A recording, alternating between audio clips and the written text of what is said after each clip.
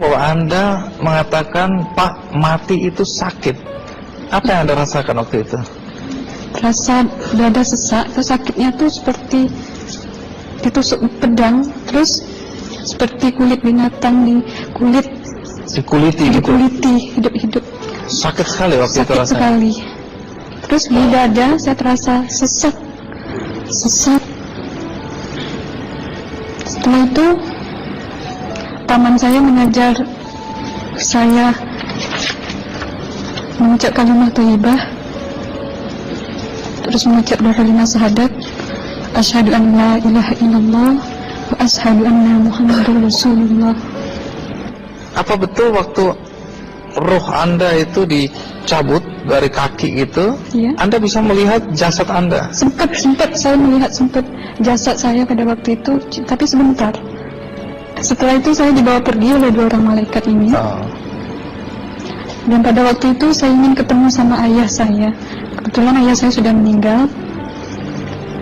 Dan suatu ayah saya meninggal, dia berusia 55 tahun.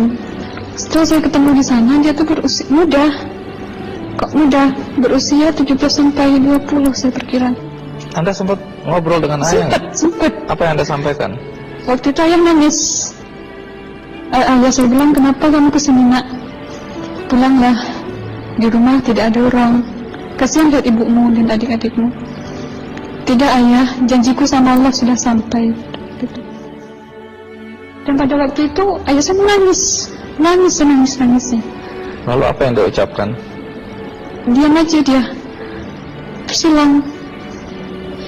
Kembali ke malaikat tadi, bentuk yang Anda lihat seperti apa malaikat ini? Dia ini laki-laki, tapi mukanya sama semua. Berapa malaikat? 2. 2. Iya. Fisiknya seperti apa? Seperti berserban, berpakaian ihram, mukanya sama. Wajahnya seperti apa? Wajahnya sulit saya gambarkan. Yang jelas dia ini sama, dua-dua itu sama rupanya. Apakah ada ucapan dari 2 sosok yang Anda anggap malaikat itu? Ada. Apa kata mereka? Waktu itu saya mengalami perjalanan spiritual.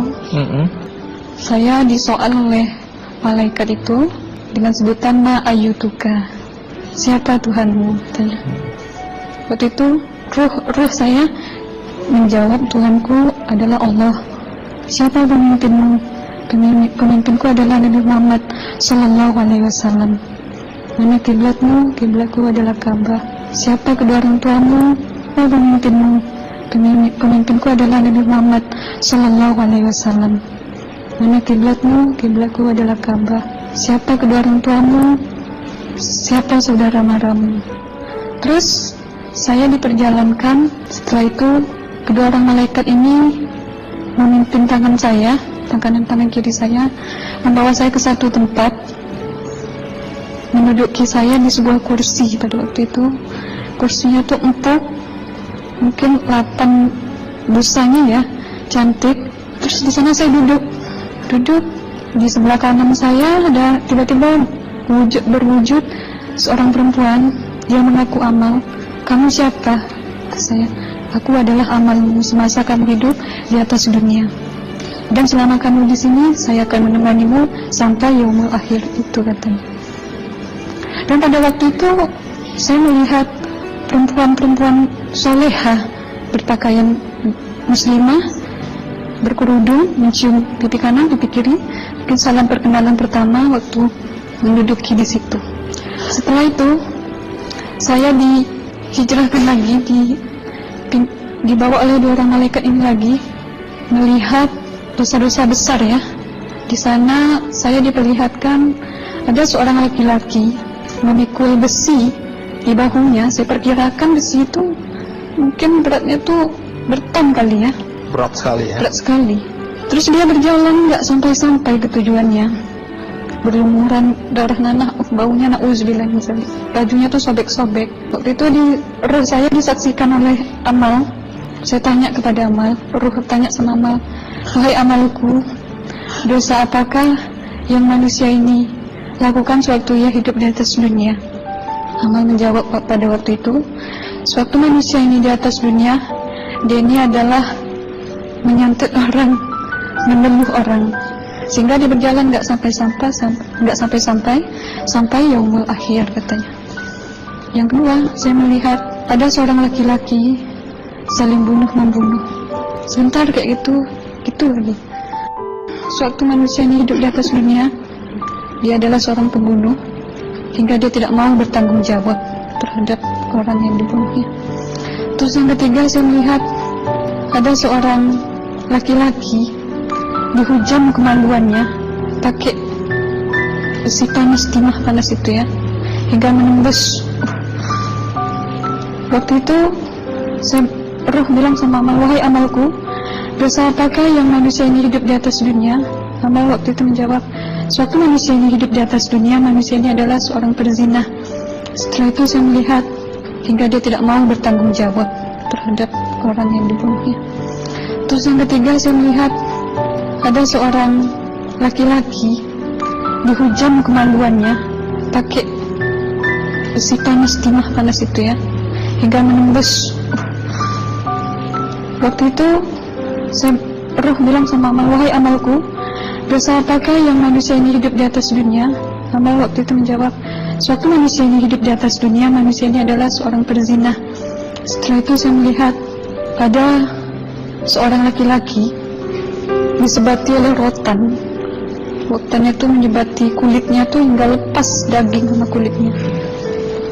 Itu amal menjawab, suatu manusia ini hidup di atas dunia, dia ini tidak pernah sholat Islam, hingga waktu matinya pun dia tidak mengucap 2 kalimat syahadat. Dan pada waktu itu roh sama amal sempat menghafiz Quran pada waktu itu dengan harapan supaya manusia yang Allah siksakan ini bisa terampuni dosanya. Jadi masih sempat waktu itu ya? Iya, roh sama amal yang menghafiz Quran, bertahzim, bersalawat, baca ayat 1000 dinar, membaca yasin. Tapi sayang, bahkan tambah banyak Allah tidak mengampuni dosa-dosa mereka sayangnya. Setelah itu, akhirnya yang terakhir kali berzikir. Zikir saya pada waktu itu, subhanallah, walhamdulillah, wala ilaha illallah, wallahu akbar, la haula wala quwwata illa billahil aliyyil azim. Sekuat-kuatnya nada saya berteriak. Tiba-tiba saya merasakan detik jantung ya. Waktu itu mungkin paman saya yang menyaksikan. Itu saya koma. Disitulah sebenarnya Anda kembali ke jasad ya? Iya, benar. Jadi banyak sekali Anda menyaksikan kejadian-kejadian di alam sana ya. Nah, menarik karena waktu kami menghubungin Mbak Aslina, pada dasarnya Mbak Aslina keberatan menceritakan kembali kisahnya. Tapi kalau toh akhirnya Anda mau sampai di sini dan Anda sudah bercerita, apa harapan Anda pada orang-orang yang mendengarkan kisah ini? Ya, harapan saya pertama, ya lebih banyak menyambut puasa ya, lebih banyak mendekat diri aja sama Allah, perbanyakkan amalan soleh, perbanyakkan zikir, perbanyakkan sholawat, baca Quran, dan sebagainya.